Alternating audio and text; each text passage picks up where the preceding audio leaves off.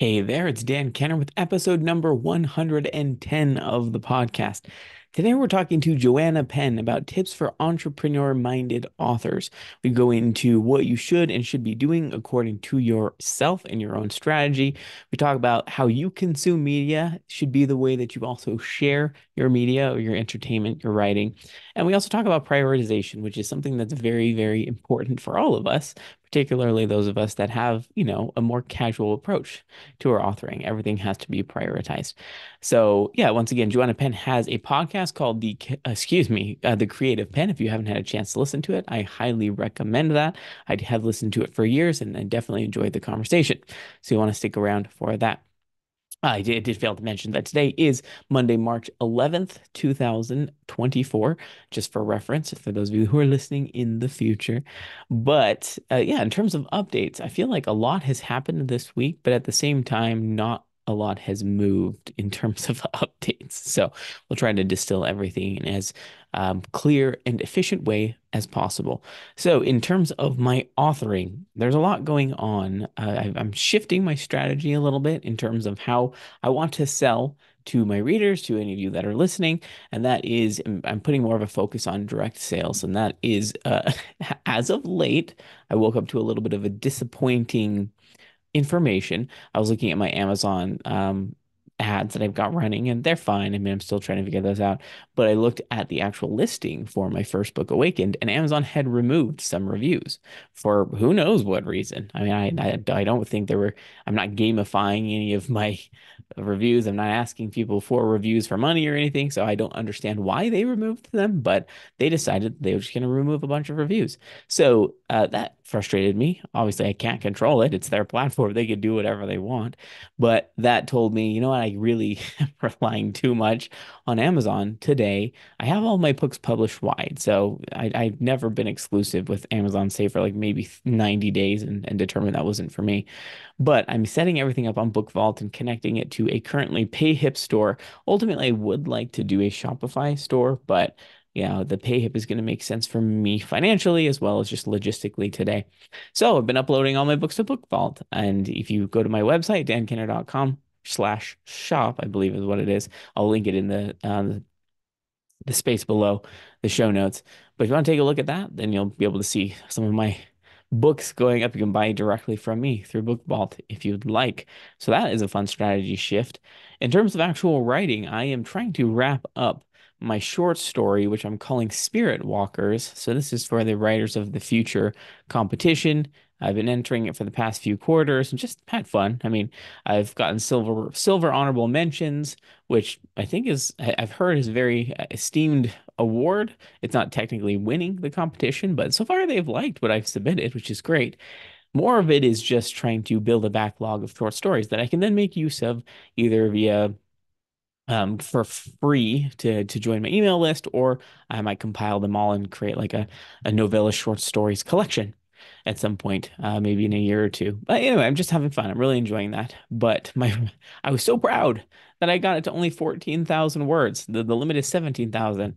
I was thinking, yes, I have so much leeway that I didn't need to use. False. I talked to my writers group and they were like, you need to add a few things here and here, some more suggestions. And after all of those edits, it did come back to around 16.5. So not as far away from 17,000 as I originally hoped, but it's under the limit, so who cares? Anyway, I'm really enjoying that story. It has a little bit of a narrative on angels and demons, and the stealing of human agency, which is a big component to a lot of religions. We have the agency to choose and act for ourselves. What happens if that is being challenged? So, a really fun story. My writers group said they were not expecting it at all. It's a much different type of story than I've ever written, but it is now almost done. I'm just going to run it through Pro Writing Aid and we'll see how that goes. So, yeah, I believe that's it in terms of writing updates. Other than those of you who are listening, if you are interested in getting early access to these short stories or the books that I'm working on, I am in flight on a couple projects, a YA project as well as an epic fantasy project. You can actually get early access. So, I'll put a link to it in my show notes. So, it's via Ream. It's kind of an interesting thing that I've just delved into. But yeah, you can get early access to my chapters if that's something that you want to check out. Now, Homestead news. I feel like once again, a lot happened, but it was more because of chaotic goat behavior than anything. So this last week, we had to give our goats copper. So if you don't know anything about goats, their health depends on a healthy amount of copper in their systems. Yes, like the metal copper, and you have to buy these what are called copper boluses. It's just essentially a pill casing, big pill casing, filled with these little rods of copper. And we trying to get the goats to take them is a pain because goats, I mean, it's like any animal or child, they don't want to take their medicine. They're very stubborn. They clamp their mouths down. So we had a little bit of fun trying to get those goats to eat it. Now, a couple of the goats are really, they behave very well. So we would put a little bit of molasses covered grain. It's like a treat to them. We give it to them when they're in milk because it helps keep their milk in supply and creamy and healthy. But it's a treat to them. So we open up the pill casings and poured it in some containers, some feed pans, and then sprinkled some of that grain on top of it. Now, a couple of the goats that really like that grain just licked it right up, gone, like super easy. But there were also three or four of them that refused. They didn't want to eat the grain for whatever reason. And so we had to, I won't go into too much detail, but you have to pretty much pin them down and get what's called a bolus gun. It sounds scarier than it actually is. It's pretty much just like a rod with a plunger. It doesn't look like a gun at all. I don't know why they call it that. And then you kind of have to shove it to the back of the goat's mouth and pretty much plunge this pill down their throat. Not a fun experience for anybody. I do not recommend. But at the same time, they need it because they're not healthy without their copper supplement. Now, we only had to do that a couple times with varying success. One of the goats kept, spitting it out and chewing it and breaking the pill everywhere, which is not great. And then one of them went down easier than I expected, but she was mad at me. I mean, understandably so. She did not want that to happen. We made peace. She doesn't hate me anymore, but at the time, definitely not friends. And then we also gave them once again their vitamin E supplement. That one also goes down relatively successfully, depending on the goat. It's sweet. I mean, it tastes like candy. I'm assuming I haven't tasted it, but it smells like sugar. And based on the ingredients, the content list, surely it's very sweet. In any case, that was fun. That's what we had to do last Saturday, in addition to cleaning out animal pens. Well, I say cleaning out loosely. We do the deep litter method. It's just every week we add some fresh bedding and it's called sweet PDZ, some stall freshener, just kind of keeps the smell and the ammonium down to lower levels. And then we do twice a year cleanup. So we'll take everything out back down to the ground, put a little bit layer, and then we can do the buildup again. So it works for us, but that was this last weekend. And the kids are enjoying the last little bits of snow. There is some more snow in the forecast, but nothing like we got recently. And now we're seeing more, upper temperatures above freezing temperatures, almost spring-like weather, which is great because that's what we had before this weird blizzard that came. So the kids have been having a blast. They've been outside sledding, building snowmen in the wet snow, and yeah, just having a blast. And it's really good to see them. I'm glad that they can go outside and play.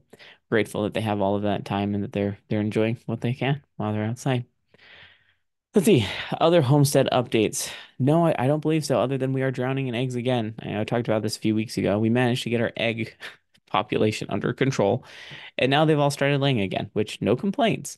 But I believe we have about 98 eggs currently upstairs sitting on our counter. So we're going to be preserving those. So that is the next objective is make sure that we don't waste any eggs. They do last a while on the counters, but when we're getting anywhere from 18 to 25 per day, we used to be able to keep up on it when it was more like 12 a day, maybe 11, 12. They wouldn't build up too much, but we're too far behind now. So let's see. I believe that's everything in terms of updates for this week. So we can go ahead and shift over to the interview portion with Joanna.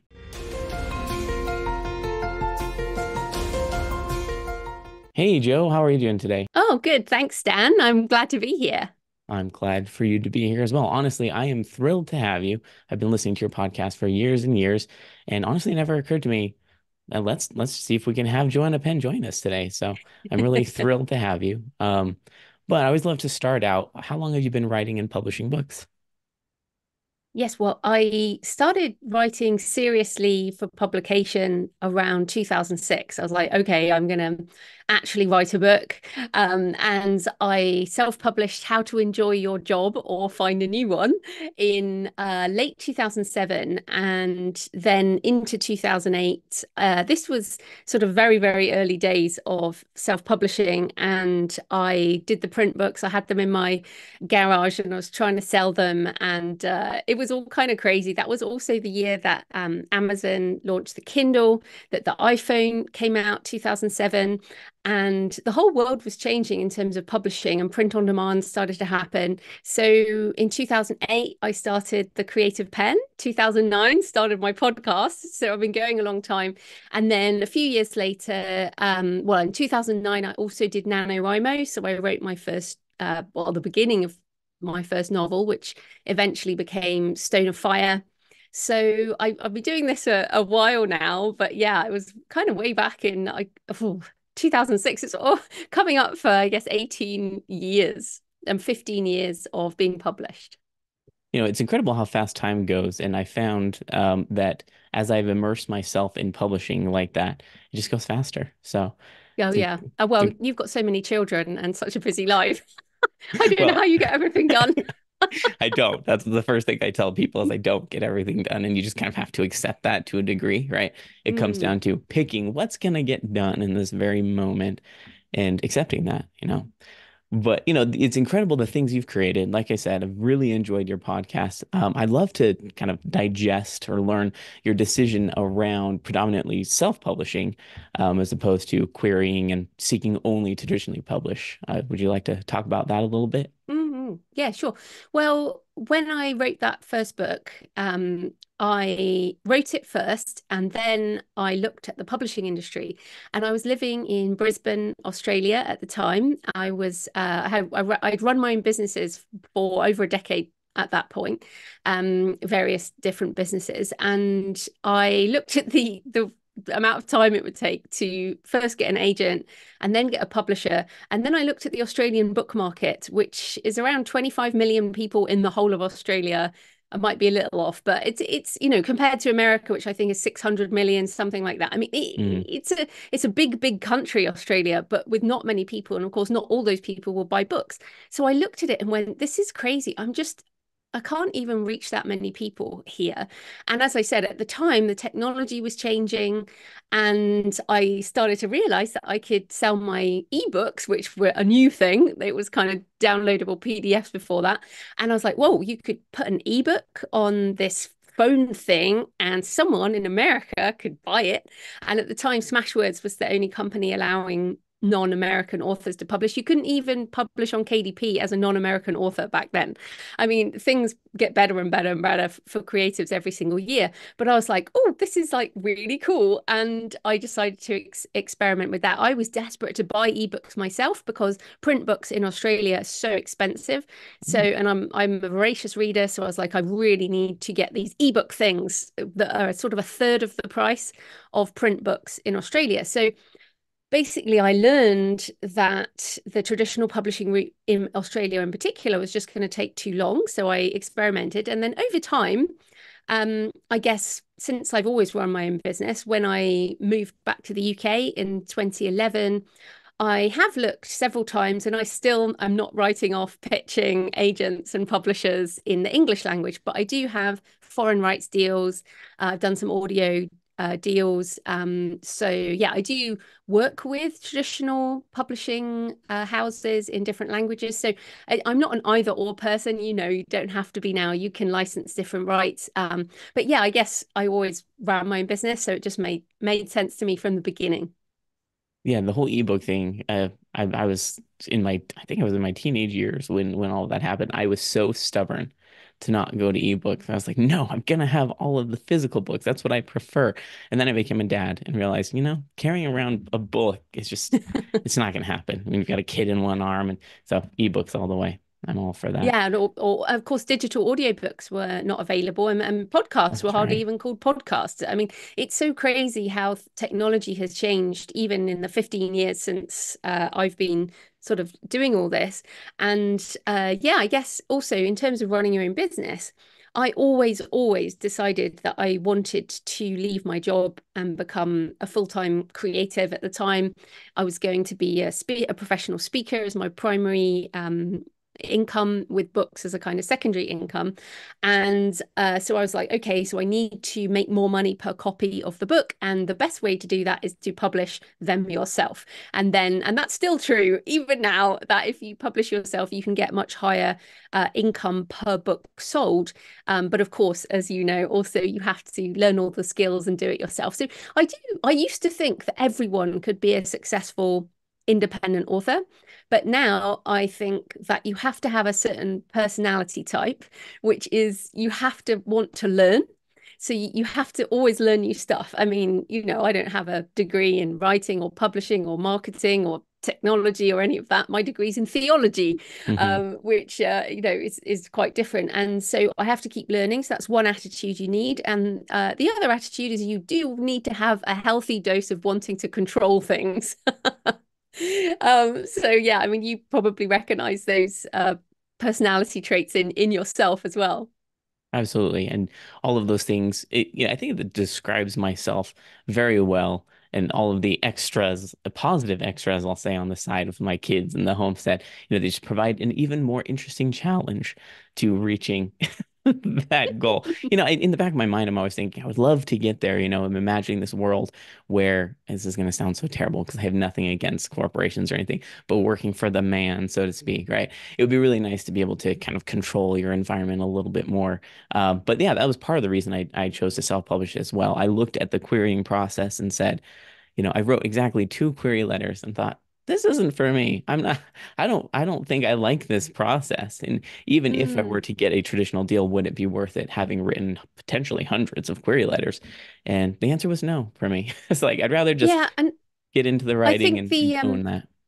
yeah, sorry. I think the energy is also different. It's like the way Yeah. you said that, I felt the same thing, which was you write this query letter, and then there's a power differential going on Mhm. there, which is pick me. Yeah, Am I good it's enough? true. Can I say the right thing? So someone will choose me, and the empowerment of the independent author is, here I am. Here's my book.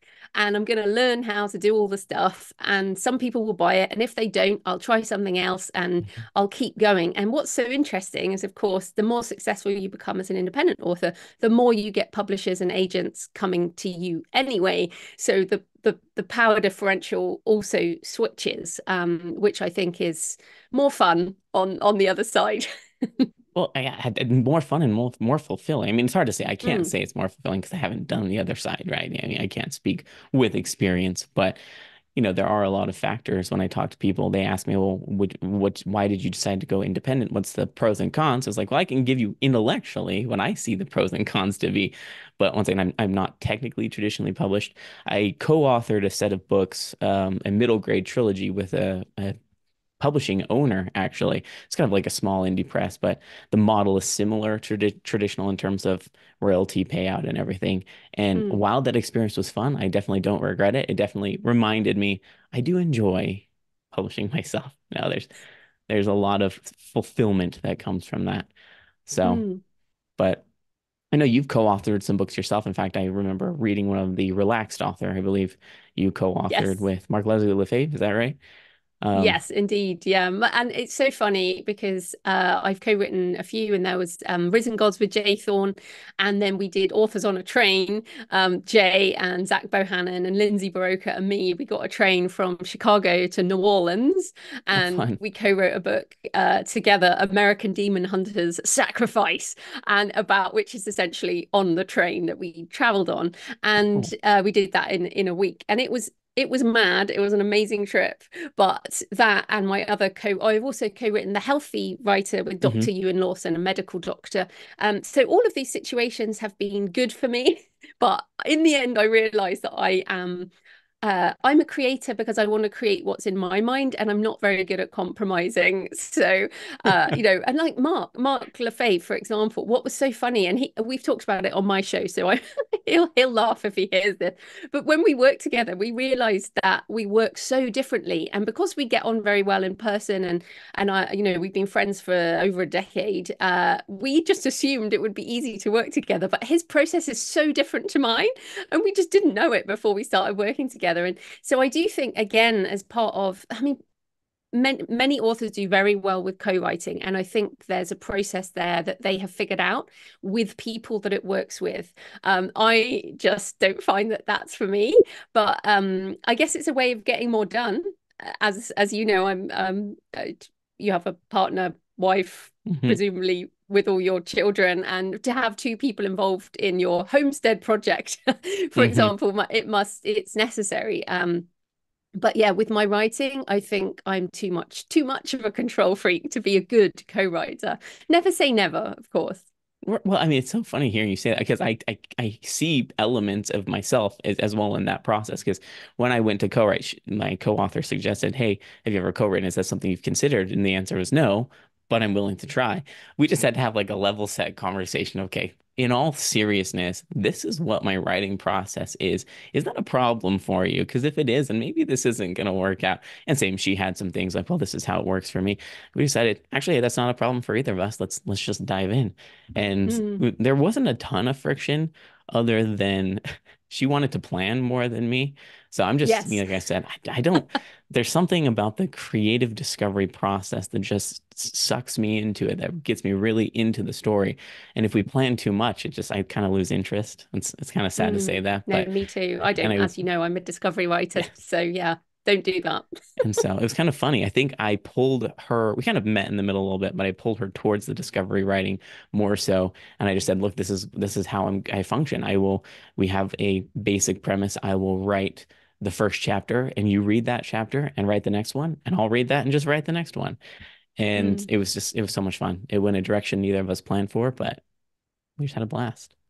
Oh, good. So there's something about co-authoring that, yeah, just kind of level set, be aware of that before you dive into the process. But I enjoyed your books. I couldn't even tell the potential friction that you might have experienced Well, I think, already. yeah, I mean, but the all, and they're all guys except for, I mean, Lindsay Oh, was one of four, but good point. I'm just the bossy one. Yeah, So they just did what they were told, and I did the editing. Joanna said something. Just follow directions. Yeah, basically. But no, we all have our skills and our pros and cons. And I guess my character and yours and people listening who want to be independently published. Actually, this was another thing. And I was at this writing conference on this stage once. It was London Book Fair, actually. It was a big conference. And they had me on the stage with some agents and publishers. And they were sort of doing this pros and cons thing of indie and trad. And I had this whole thing I'd prepared. And then I just said to the audience, I just ditched it and I said, look, how do you feel? Are you excited about self-publishing? Are you excited about putting your books in the world? Are you excited about reaching readers? Go where the energy takes you. And I said, there'll be people listening to me right now who don't want anything to do with this. And there'll be people listening right now who are like, yeah, bring it on. And the people listening to this show obviously have chosen this route as well. But I think that's what I would say to people, that energy around the way you write, the way you publish, the way you market as well is so important. And I mean, like this show is about people who have other things going on. And I think that's got to be true of a lot of other things in life. How much of your energy, we only have a certain number of hours, a certain amount of energy, where does that go? So you mentioned doing this stall, this fair on your last episode. I listened to, well, as we record this, I listened to the introduction, and you said how tiring it was to do a stall at a fair, and I was like, yeah, I know that feeling, which is why I'm never doing it, because my energy, I just need to prevent myself from feeling that low. Mhm. And yet when I speak, I have to then take time out to recover and all that kind of thing. So it is about knowing yourself and following that energy. So I love that. And that is a perfect description of how, there's a lot of people that they feel like all of the parts of their life are just conflicting with each other, right?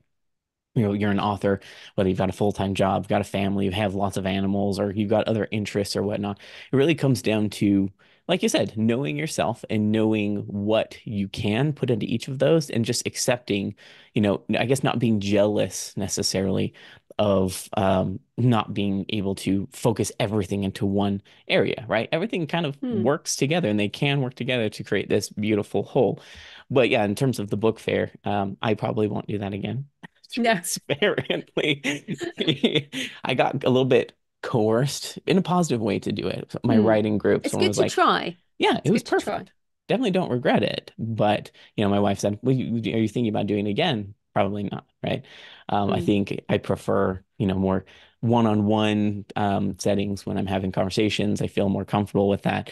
And social media makes me feel the same way that conference did sometimes, right? Particularly, I know you're not a Hmm. TikTok person, which No. awesome. First of all, I'll just say I think that's great that you've accepted that. And that's part of the reason I admire you because you're like, social media, it's there and it works for some people, but I recognize that my energy is not going to go into that. Mm. So, Well, I think that's kind of part of the thinking about what you can do, and to have a not to do list that you start. So I use the Things app, which is on my phone and on my Mac here, okay. and I have a not to do list. And every time I discover something where I'm like, yeah, I'm not going to do that again, I put on my not to do. So I'll give you an example. A few years back, and again, I don't regret it. I helped my mum publish some sweet romance Oh, that's under right. Yeah. Penny Appleton, and there are 5 books out under Penny Appleton, and I'm really grateful that I had a chance to help my mum, but I'm not a romance writer, and I had to twist myself into things to help her, and then also publish her, and she does no marketing or whatever, so that. And I put on my list, okay, I love I also help my dad self-published. I help my Oh, niece cool. self-publish. And I want to help my family, right? But I did write down, do not co-write with family and do not write sweet romance. And it was like, okay, that's good. And then even on the live events. So, for example, I get asked to do a lot of these summits, online summits. Like Hmm. literally every single day, someone's asking for a summit, and I'm like, okay, I don't do summits. Like that's Hmm. another rule. It's different doing a podcast, like you say, the one-on-one thing. I don't have to prepare. I can come and we can have a chat, and it's all good. And also, um, so on my speaking, I say I don't travel unless it's a place I want to go Mm. to speak to people who I'm interested in speaking to, where there's also networking opportunities. So, for example, I will be speaking in Las Vegas, which is not necessarily somewhere I want to go again, but at Author Nation this November, as we record this, Author Nation is, I think, a very valuable conference, and it is worth the introvert pain and the sensitivity pain to go to that conference. So there's something that might push what will push me out my comfort zone. If you go, it will push you out of your comfort zone, but that it's worth going. Yeah, I've heard a lot about Author Nation from your past podcasts and very excited about the prospect of going. I don't know. I'd like to see if I can make it happen this year, but first off, I've never heard the not to do list idea, and that is exactly something I need because it's one of those things where you think you'll remember. Oh yeah, I'll remember next time, and I'm not going to do that, whatever it is. But then, I think having that list is more solidified. I find myself falling into things that I said I wouldn't do, like TikTok, Mm. coincidentally. I tell myself continuously, why am I doing this? I don't like it. This isn't Well, this I isn't tell you working why for you me. do it. It's because there is the pressure because everyone says it Yeah, that's works true. really well. And the fact is, TikTok does work Yeah. really well for some people and does sell lots of books. And I think it's just a case of picking your strong area. Mm, And obviously, we're doing some video right now, but it's long form video. And so for me, it's not just TikTok, it's Reels, it's true. Yeah. YouTube shorts, it's any of the short form video. And the reason why is because I consume long form content. So I listen to audiobooks, I listen to long podcasts. I don't watch hardly any video at all unless it's like TV with my husband. I don't watch YouTube. I don't I don't watch anything like that. I listen to everything, and then I write books and I read books and that kind of thing. So I'm like, okay, to be very good at something, you have to consume it. So if you want to be good at TikTok, you have to consume TikTok. And from what I've heard, you respond to things that are climbing whatever the algorithm is, and you do different music and blah blah blah.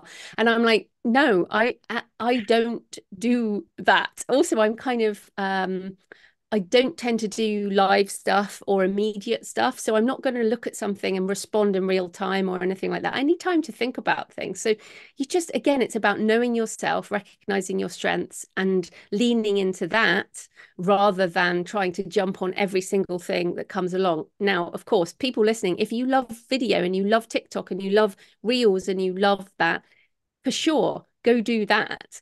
Don't run a podcast like us, which is a commitment, Hmm. probably just as much time as doing Hmm. 5 TikToks a day, is doing long form podcasts every week, right? Yeah. But you just have to choose. You have to do marketing. You have to, but you get to choose what that is. Hmm. And but just don't try and do everything. Recipe for That, disaster. and then I've heard you say that before. And once again, it's one of those things that logically and intellectually you understand, but there's something about the pressure and, Mm, this draw towards what's working for someone else. Even, yeah. it might not work for you, but I think you're being very generous when you say that you could make 5 TikTok videos in the course of a podcast. I hear of some people who take upwards of 2 hours to make one short form TikTok video because they just want it to be perfect. And, Yeah. it Well, just feels good a on little them if bit, that's what they want yeah, to do with their time. But I don't want to scroll TikTok yeah. as a consumer. So I am not going to produce for it. Another example is I get a lot of email, and I get a lot of email right now from people who say, oh, should I just do not subscription, the serial? Should I write Oh, serial yeah. fiction? So should I do Kindle Vella or should I do this, that, and the other? And I'm like, well, do you read serial fiction? Hmm. And they're like, no. So don't do it. Yeah. Or so every and like genres. So you write science fiction, fantasy. Mhm. I don't read science fiction. I've read a few, but it's not really something I read. I do read a lot of fantasy. I read horror. I read the darker stuff, and so I write what I love to read. And again, Mhm. I think you have to do that. And you can definitely achieve short-term success by forcing yourself into some box that other people construct for you. You must do this, you must do that. This sells, that's the way to do it, blah, blah, blah. But you won't be able to sustain that. Mhm. And I think with the casual author, which I like the relaxed author, is this, it has to be sustainable. The only reason I'm still here when so many people have left the industry, and a lot of people have, writers and podcasters and all that, is that I don't do a lot of the stuff that I should do. Mhm. And I write pretty casually, to be honest. I don't do high volume publishing. I don't write to market. I don't force myself into things I hate. So again, that's probably a tip to stay casual, keep it long term, and just focus on things that you enjoy and that fit your character. It's funny hearing you say that because I've never thought about that before. I mean, you've said it in similar terms before, but I don't consume TikTok. I don't consume Reels. I don't enjoy it. I find myself getting a little bit anxious if I ever do scroll Mm, through short videos. I don't know if it's like doom scrolling as you call it or what, but so I don't know why. I continue to think I should keep trying TikTok. Maybe it'll work for me. No, I don't like making that stuff. I don't like consuming it. So which makes sense why podcasting is something because I've been listening to podcasts for years, not just yours, but I listen to other author podcasts. I don't consume YouTube videos, which explains why I tried a YouTube channel for a hot second and thought, yeah, this isn't. It explains why some of these things haven't stuck because I think mm, they just don't bolster the energies. You were talking about energies before, yeah, knowing your energies, and it's incredible what energies don't match can often suck away from that energy that you have. So, yeah. an interesting thing to keep in mind. So something that I am curious to know about because we both have busy lives in very different ways, which is incredible. I always love to hear your or other people's take on prioritization, right? Because we're having to every person in this world has to prioritize to some degree. But for you, how do you treat prioritization of all the various things that you have to take care of for your life and your business? Yeah, so I think that coming back to the sort of the definition of success, I mean, some of the reasons people publish, like I said at the beginning, I wanted to leave my job and as an IT consultant and become a full-time author entrepreneur. So at the beginning, I prioritized doing that, which is why I started out doing more services. So speaking, doing workshops, doing courses, all of that, whilst I built up my backlist of my books. So in terms of prioritization, you have to keep that in mind, which is what is your definition of success? Now I've got a pretty stable business. So I focus on what I've got on my wall here, which is measure your life by what you create, which is I made that poster at a letterpress workshop. And so now I think about what do I want to create with my very short life that we have, and what are the books that I must write that only I can write. So as a person of faith, you'll understand my book Pilgrimage, which although we believe different things, I think the sort of the feeling of I need to go for a really long walk and think about divine things and figure out my life. Pilgrimage was a book I had to write because it kind of bubbled up inside me. So when that book wanted to emerge into the world, that was my priority. So I guess in terms of a more practical sense, I only have one overarching priority at any one time, and then that's usually a book. Hmm. So that will be my creative block of time. So for example, today I got up and I wrote another chapter of Spear of Destiny, which is my next arcane thriller. And so that is my creative block of time. And then in the afternoon, like right now, we're in my afternoon, I do marketing. So I do podcasts, I do my own podcast, I do email. I was prepping a overview for a screenplay pitch. This kind of thing is what I do in the afternoon. So practically for thinking about it is like, what is the thing you want to achieve? And then that goes in your creative block of time. And then your other block of time is for marketing, business, learning, other stuff. And I've always had it that the morning block is creative and the afternoon or evening block is business and marketing. And when I had a day job for 5 years, I got up at 5 a.m., I wrote in the morning, and then when I got home, I would do the business stuff. So again, whether you've got 20 minutes or whether you've got 4 hours, then for me it's the same rhythm: morning creative, afternoon, evening business. And you need both if you want to be a full-time author. But obviously with your show, the casual author is you don't need to make a full-time living from your writing. So it may be that you decide, okay, I just want to get my book out into the world, then don't bother learning the marketing, for example. I don't know. I mean, you have a job and all your other things. So do you even think too much about marketing? Do you care about prioritizing that? Ooh, that's a tricky question. I don't know if I should answer, do I care about it? I think I do. So I do spend a little bit of time on marketing, and I'm trying to identify, I think you've mentioned this before. I've heard this principle before. What can you do with a little amount of time that you have to get the most return out of it in terms of marketing, right? And so I have dabbled in Amazon ads. I've tried the TikTok thing, and I think I've come to the conclusion that it's just not for me. I think I do have a full-time job, which currently is funding this, what I like to call Mm, hobby of authoring. But I'm reached that point where I need to get over the hump of, okay, now I need to start figuring out how to generate some of that revenue. So I am thinking about it. I just have a very short amount of time per day to put into it.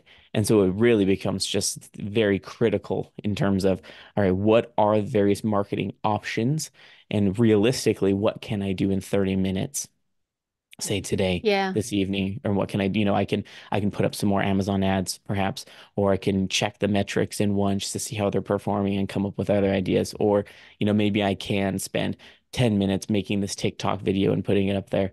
So, it's kind of the same principle as you, just squished right into Yeah, shorter exactly. amounts of Well, time. what I would say the most important thing is an email list. So do you have an email list? I do, and I do email them every other week. Okay, I'm well, not do you convinced that know it's what? good, but Yeah, well, I actually think in your situation, The email list is the thing that you want Hmm. to grow. And meanwhile, you're writing your books and maybe, like you say, I mean, Amazon auto ads, that's all I have now on a few of my books. So I only look at them once a month. I just let the algorithm do its thing. But the email list is the most important thing. So, and for the listeners, I've done a couple of Kickstarters. I'm doing another one. Hmm. I have my own Shopify store. So I'm now trying to focus people on buying from me directly, which again makes you more money per book. Right. And most of this marketing now is my email list. I have two, one for fiction, one for nonfiction.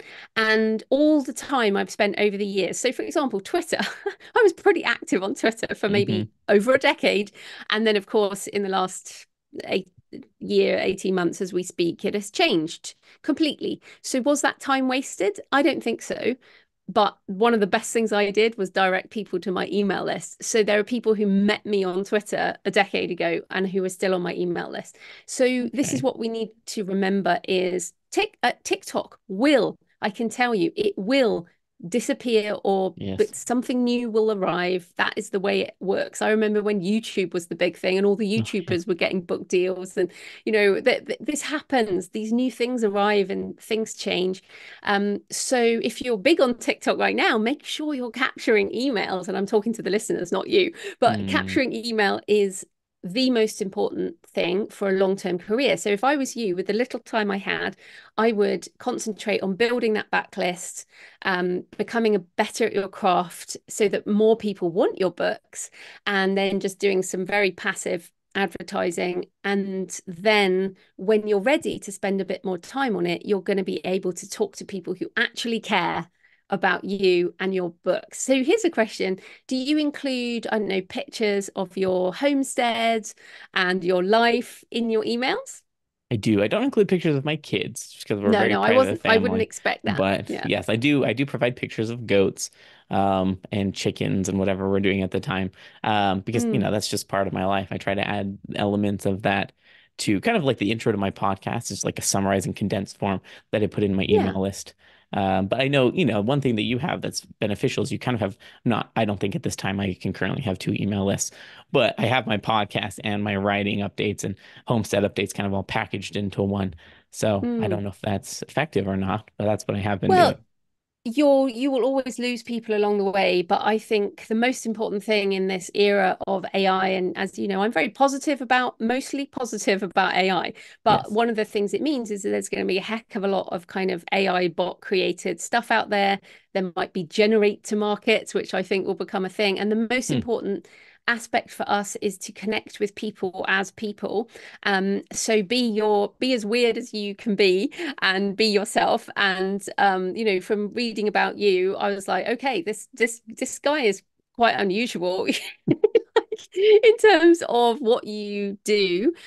So yeah, I would, if I were you, I would talk about the homestead. You can talk about having kids, you don't have to use Hmm. pictures of them, but also do you talk about your faith, for example, and that side of your I life? don't really, coincidentally. I think, but I think mainly the only reason I don't is a general negative sentiment towards the idea. I mean, it's a very important part of my life, but I guess I Exactly. just don't want to put any bad taste in people's mouth unnecessarily. Yeah, but and So this is important because if someone has a bad taste in their mouth when you mention God, then they are not your audience and you true. don't want Okay. them in That's a your good point. audience.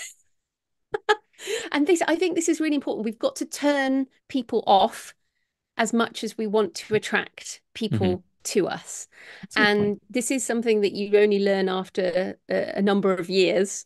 But I think it's super, super important. If people by now either like you and they like me or they've turned off. True. Um, and so I would say also a lot of people believe in God, whatever religion they are or Hmm. whatever faith they are. I'm not personally a Christian, as you know, but Okay. I love people of faith and I'm fascinated by it. And I'm always interested in what people have to say about their feelings and experiences around faith.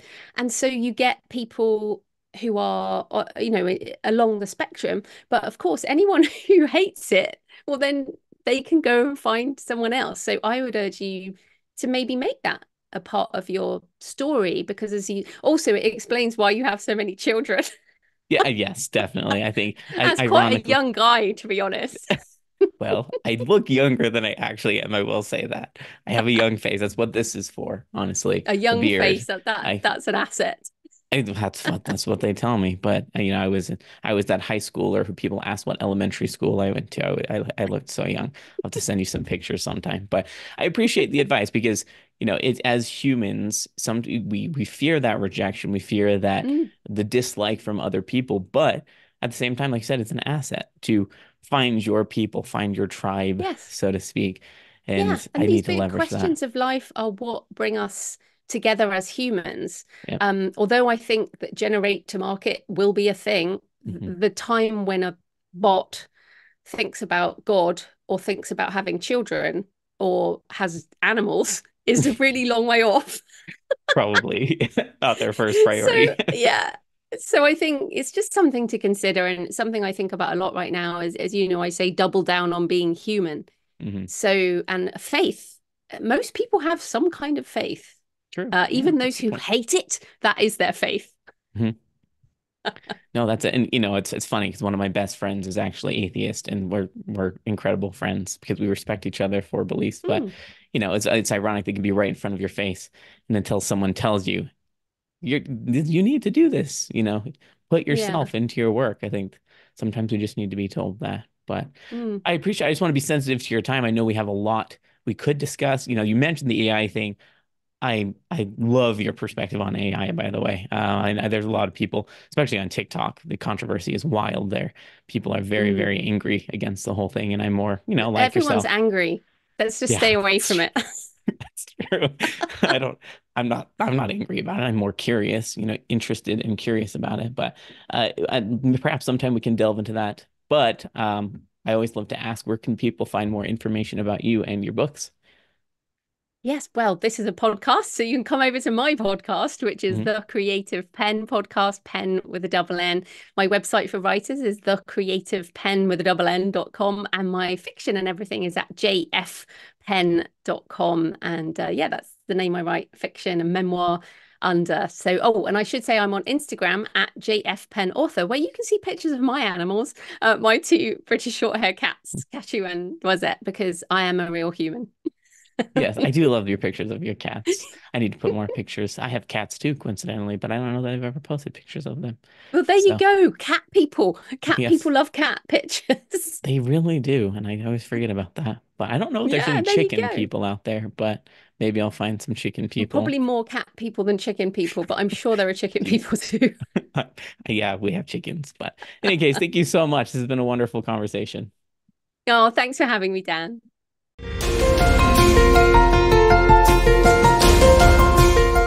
I hope you found that as exciting and helpful as I did. I know talking to Joanna is just so positive. She's such a happy and positive person. We didn't really get into the AI thing, which only for time reasons. She's very AI positive. I try to be AI positive, but she's definitely using it way more than me. So maybe one of these times I can have her join back and we can talk about AI maybe in a year when things have changed again drastically. But yeah, in terms of being an entrepreneur-minded author, there's a lot of things, decisions that need to be made today, and focusing where your strategy is most important. Once again, do you like consuming X type of media? If so, then maybe that's a good method for you to share. If not, then consider something else that fits in more with you. So next week we will be talking to JC Youngstrom about how to maximize your time. We talk a little bit about prioritization as well as planning out your time, which is something not very good at. But we also talk about some tips that she has learned in terms of making sure to get everything done within a specified period. So she has like a framework for prioritization, which is very, very helpful. So you want to tune into that. If you'd like to join me for the podcast, definitely head to thecasualauthor.com. There's a form that you can fill out and just tell me more about yourself and what you like to talk about as an author. And I'd love for you to join me. If you have any questions, feel free to email me at dan@thecasualauthor.com. Happy to answer anything that you have. And I look forward to seeing you next week. Thank you.